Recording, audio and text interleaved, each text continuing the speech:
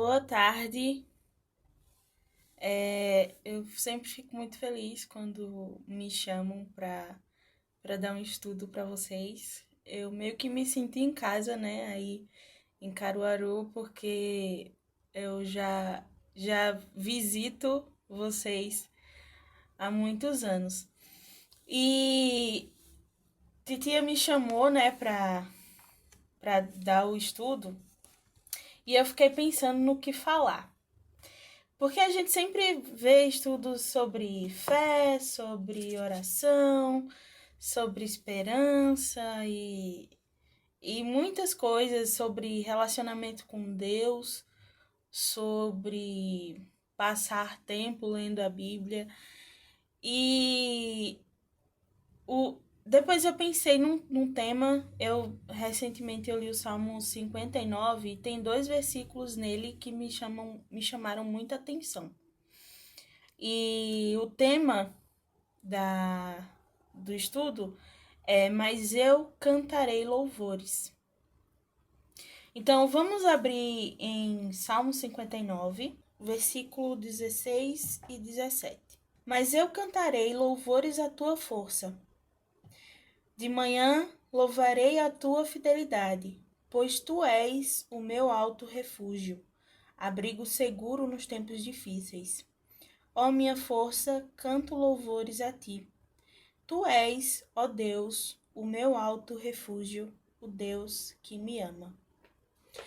Eu não sei se vocês já prestaram atenção nisso, e talvez o que eu fale agora vai ser algo novo para todo mundo. Mas o maior livro da Bíblia é um inário.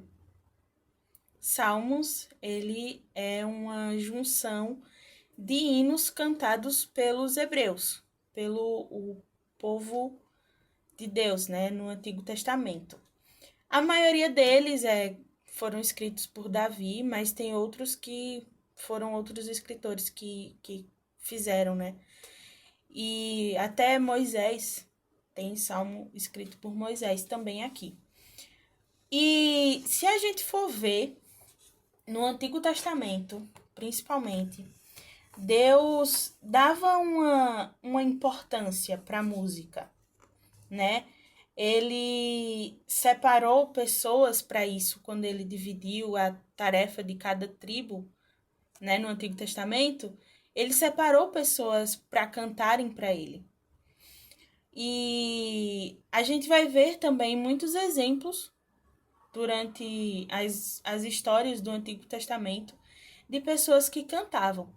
Por exemplo, quando o pessoal foi liberto do Egito e atravessou o Mar Vermelho, Miriam cantou e dançou junto com outras mulheres em celebração ao que Deus tinha feito. Ele abriu o mar, eles atravessaram, estavam salvos, né? Deus destruiu ali uma boa parte do exército de Faraó e libertou o povo dele.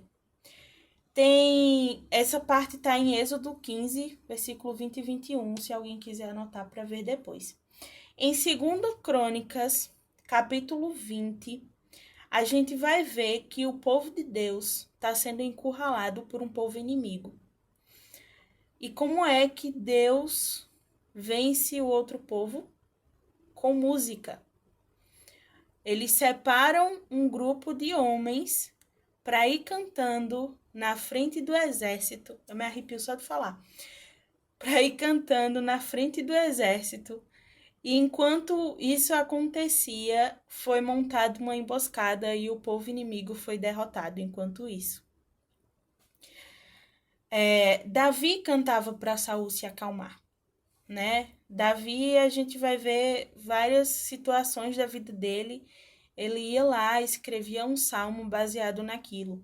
E esse Salmo 59 foi quando Saul estava irado com ele, né? E colocou um guarda na entrada da casa dele, para que quando Davi saísse, esse guarda matasse ele. E Davi tá falando no começo, né? Que tem pessoas que querem atacar ele, tem inimigos que querem atacar. Mas independente do que acontecesse, Davi ia cantar louvores ao Senhor. nada do que pudesse acontecer para ele podia impedi-lo de fazer isso. E a gente percebe que hoje em dia a música ela tá em tudo que é canto, né? A gente vira a esquina, tá a música lá. A gente entra no WhatsApp, tem música, né? Às vezes as pessoas colocam uns videozinhos com música e umas mensagens passando. Se a gente entra no Instagram ou no Facebook, tem vídeos com música e é música o tempo todo.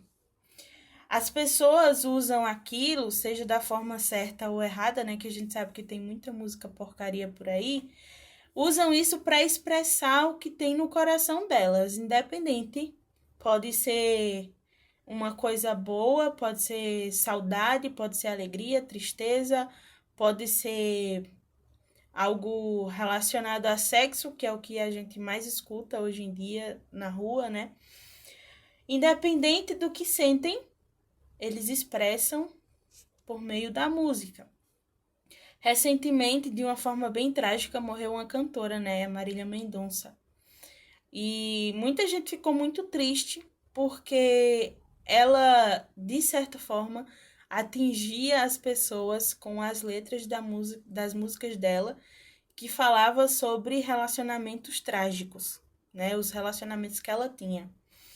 Então, a música ela tem uma influência muito grande no mundo e na gente também. Às vezes a gente escuta uma música que tem uma letra horrível, mas aquilo fica na nossa mente e para sair é difícil, viu, minhas irmãs? Eu falo por experiência própria. Às vezes tem que estar caçando um hino assim para ouvir e poder limpar a mente daquela sujeira que tá lá nela. E mas aí, quando a gente vem para a igreja, para a música da igreja, é uma coisa diferente. Enquanto no mundo a música vem para as pessoas, para o ego delas, a gente usa a música para glorificar a Deus, para louvar a Ele. Ela vem como uma expressão do nosso espírito e da nossa alma diante daquilo que a gente sente. E a gente pode estar expressando para pessoas, mas a maioria das vezes a gente usa isso como uma expressão direta para Deus. Eu, particularmente, eu gosto muito de música. E sempre que eu penso nisso, eu lembro daquele ditado, né? Quem canta, seus males espanta. E aí eu lembro junto disso de uma história que tem lá no livro de Atos, capítulo 16, se vocês puderem abrir para acompanhar. Atos 16.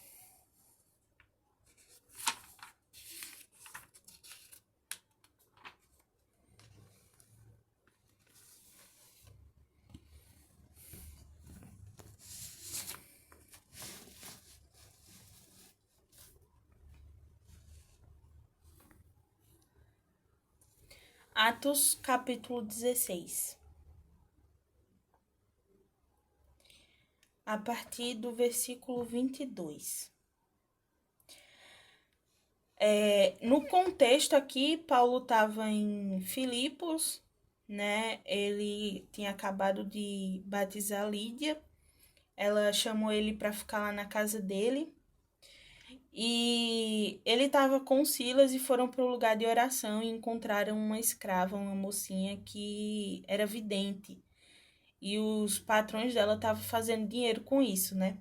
Só que aí ele foi e libertou ela desse mal e as pessoas se revoltaram contra eles.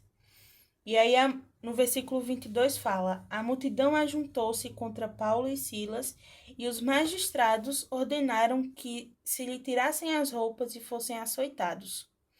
Depois de serem severamente açoitados, foram lançados na prisão. O carcereiro recebeu instruções para vigiá-los com cuidado.